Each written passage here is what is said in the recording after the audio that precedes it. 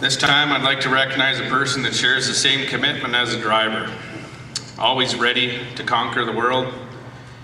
And this person is driven, has a true love for the sport and its future, never turns down a task, and can solve problems, can multitask at light speed, and smiles all the time. I even feel like I have to get moving after a visit with her. Angie Hall. What? We are proud to have you on board. Oh my God.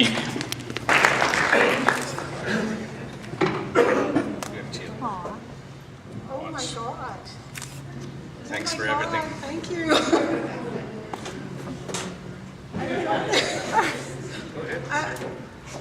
Thank you. I don't know what to say. I'm shaking. Wow.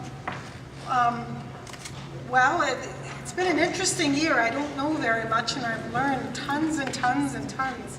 And these guys have been really, really patient.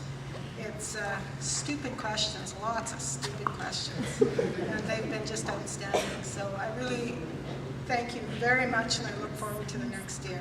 Thank you. You know, you never hugged me when I gave you a watch. Thanks, Dean.